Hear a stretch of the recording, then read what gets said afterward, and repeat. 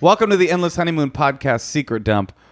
If you're hearing this now, I'm already at Fake Burning Man. Natasha roasted me about it on our Monday episode. I'm in the desert. No, it's nice for you to have a place to wear all your mismatched socks. And she roasted me about that as well. So we're carrying over a lot of the abuse that I've received. No, you haven't. Oh, you've already been? I'm there. Okay. We're recording the same night because I had to get this recording done so that I could go. So as you listen to this podcast, I am currently getting absolutely reamed on a glow stick pile in the Black Rock Desert. Cool, man. What's up? What's up with you? Nothing. Funny night tonight, huh? Oh, yeah. We were reading stories to our child just now, and there are these like books that are like, I'm surprised she likes them because they're all about the Bernstein Bears. Right, but it's like too much TV, too much junk food. It's all these chores. Lessons. Yeah. How to be nice to people, but she loves these stories, but every one of them has like a moral lesson. And what I do like about them is the dad is kind of an idiot and the mom is like always you would like that. That is cleaning. Something you would like. She's like, "Yes, the dad and my 2 children can't stop eating junk food, and the dad and my 2 cubs can't stop watching TV." Well, anyway, there was this one book that was about eating too much junk food, and it was actually a little weird. They were saying that the kids were getting chubby. I actually skipped that part because I was like, not only is that like I'm not trying to give my 3-year-old a complex about getting chubby if she eats junk food. Let's just throw that book away. I think we should throw it away. And as we were reading it and realizing how kind of weird it was, but I like the lessons in some of them. The doctor they go to the doctor. The doctor grabs the dad's belly and starts squeezing it, saying, "Look at this. He's not adhering to his diet." It's like kind of insane. Anyway, Natasha says to our kid, "Now you don't ever call anybody fat. That's not a kind thing to say to people."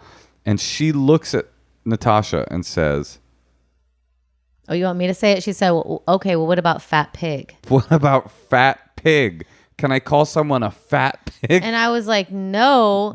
I said yes. I said, Moshe. "If you..." Well, that is so crazy. How did she stumble onto the phrase "fat pig"? Well, here's why I think that happened is because she kept saying yesterday that she wants to be that she likes Pig Pan. She keeps calling him Pig Pan. You mean Pig Pan? From Snoopy, yeah. And then Pig Pan? Pig, and I said, she goes, well, I said his name's not Pig Pan, it's Pig Pen. And she's like, "Well, I like calling him Pig Pan." It is kind of cute. It's cute. And I said, "Okay, but if he was at school, of course, this is the problem with having kids. You start explaining things and you're like, I should just shut up." So I was like, "Well, if he was at school named Pig Pan and his name was Pig Pen, you would want to call him by the right name or he might think you're making fun of him." And then but no one would be named Pig Pen at school. And she's like falling into the spiral of, what am I fucking talking about? Why? And I was like, "Well, pig's not a nice name for a person." She's like, "Why?" And so maybe and then we just took her to a barn where there was like pigs. So maybe like that's how she got to the phrase "fat pig." I don't know. I mean, what a twisted morality children have. Like, okay, so fat's not good. How about fat pig? How about dirty fucking fat pig? Yeah, I don't know, but it was alarming. Yeah, it is indeed alarming.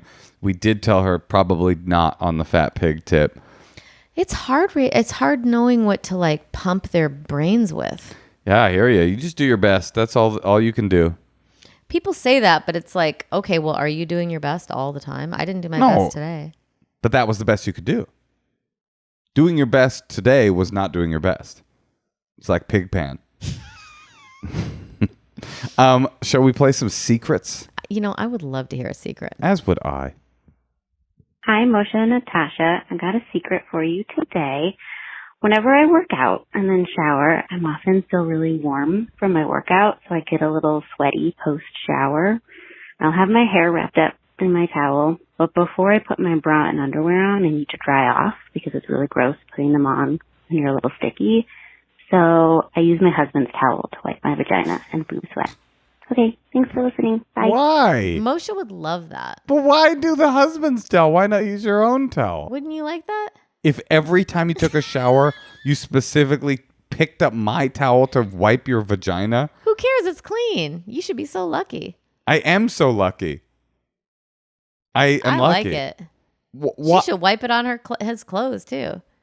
Anyway, she was very sexual. Everything about that call. She's like, sometimes when I work out At the end, my body is still warm, and it's hard to put on your panties when it's sticky. So I'll take my husband's towel and slurp it across my vaginal fold. Everything was very sexual. Okay, well, I'm not mad at it. I'm surprised you're not turned on by this. Turned on by it? Why would I be? You think What? your towels are all on the floor. You really care about your towels? No, I think just it's the act of specifically targeting his towel for the sweat and the wiping. I'm just like, why? Why not use your own towel? Why that one? Maybe it like makes Turns her on? feel like she's like Dominating him Oh a little yeah. bit. Maybe later that night she like stuffs it in his mouth. Pig pan. I think I'm gonna start doing that.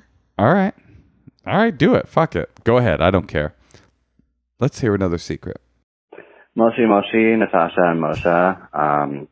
My secret is that I was at a gay bathhouse a few years back in Chicago, and I was on the third floor, just doing my thing, jerking off, wearing a towel, and then I saw a gentleman sort of diagonally away from me, very dark hallway.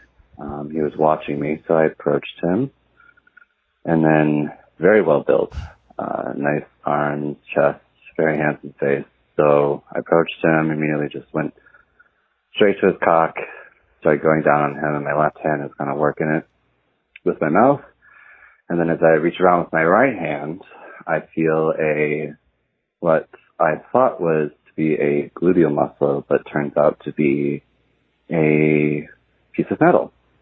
And I guess it was titanium or whatever. And surprisingly, I was not turned off at all. I was actually incredibly turned on even more for some reason. And so I kind of just vigorously went down on that guy, and he thanked me for that, and I thanked him. So I think my sexuality has definitely expanded to people with prosthetics, I guess.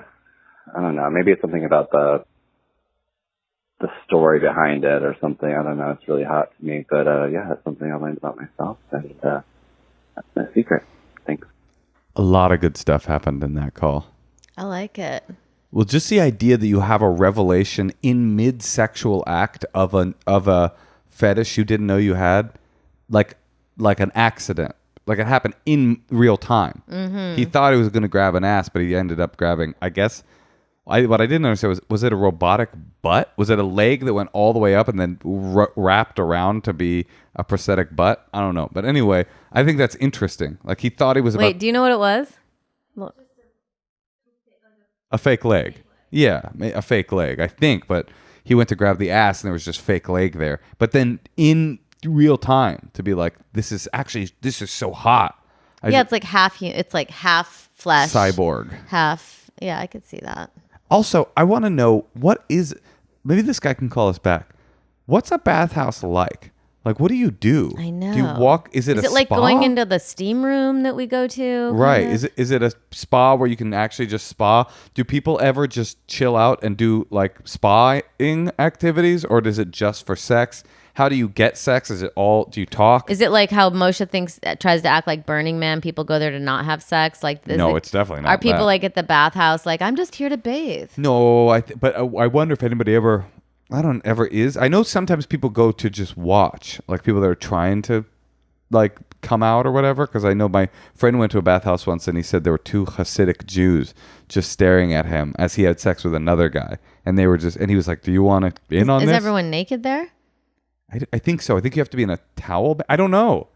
And is it like are you? But wait, like, I was going to tell you. steaming? This is a good Okay. story. These two Hasidic Jews were watching him, and he's like, "Do you want to get in on this?" And they were like, "No, we're just here to watch." Cool. No, that's I guess if you allow that. Allow what? Watching. Well, I mean, it's the vibe, I guess. I mean, you don't go. I assume you don't go to a bathhouse to have private sex.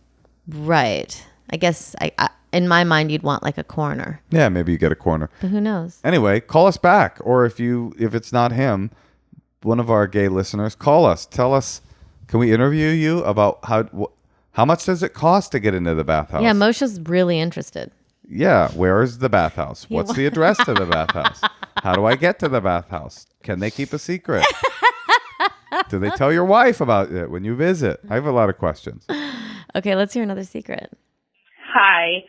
I have a secret that I do need to get off of my chest and my heart because it's always made me feel like a monster, even though it wasn't on purpose. And I just don't understand if there's something that like can describe this.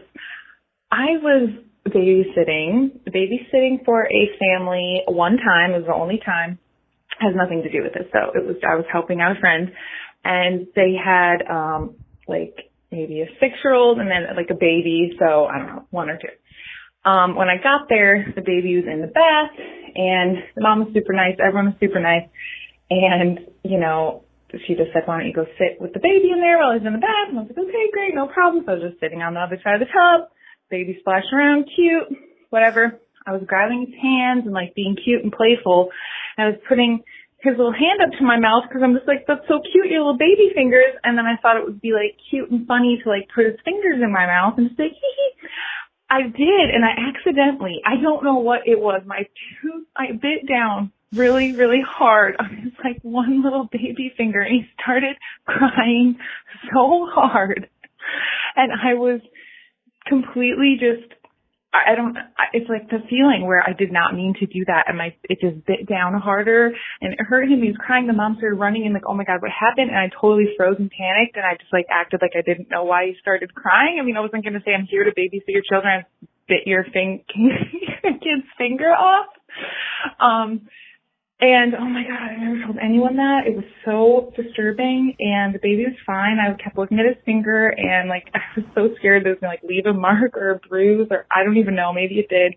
The baby's okay, and thank you for listening. Okay, I'm not a monster. Bye. I think if you think a baby is that cute that you need to bite its finger, you should just probably have a baby soon. Well, this is the reason they came up with the old saying. What? Never on the first day at a babysitting job, put the baby's fingers in your mouth. I think that this whole situation could have been alleviated by you not putting the baby's fingers in your mouth upon meeting him. Maybe we should just not have a nanny. But that, I also related to her decision to lie. I mean, wouldn't you lie? I would have lied, yeah. Yeah, if it's young enough, I have no idea. You just can't say it. You can't say it. Imagine saying I accidentally had his fingers in my mouth and I bit down. I know that sounds weird. I was just playing with her. She's so cute. Yeah, he's so cute. It's like it started inappropriate. The baby's fingers were in my mouth. But then it got really inappropriate because I chomped down as hard as I possibly could.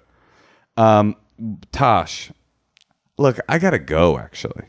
Oh, really? Do you have the set somewhere? Well, I'm at Burning Man right now and there's about to be a fucking crazy dubstep headlining set, and I gotta bail. Oh, I just thought of something else. What did you think of? Well, Burning Man, there's like a whole team of people in charge of like burning this man to make sure it's like done right, done safe. So what's gonna happen? There's no man. Oh, good. Yeah, no burn, no man. No fireworks. Probably fireworks, but just probably so some a lot of guy just kind lighting of them random fireworks in BLM land. Might be dangerous. I might not make it back. All right. But do we still have that crossbow? Did I have a crossbow? Didn't someone give us one? Yeah, what happened to our crossbow? Maybe you should take that. Actually, the guy who I gave the crossbow to is camping with me. I'll tell him to bring it. Great. Yeah. Yeah. Perfect. Hey, if you want to leave us if you want to leave a secret for us, call us 213-222-8608. Or send us an email at endlesshoneymoonpod@gmail.com. You can be on the podcast. Follow us on Instagram at endlesshoneymoonpod. Also, all these are on YouTube, so you know. Watch them on YouTube. Watch me as I self-immolate this weekend at Burning Man. That doesn't exist. Okay, Natasha, I have to go. I can't talk any longer, but I do want to tell you, if I don't come back, remember that I always loved you. I always loved you too.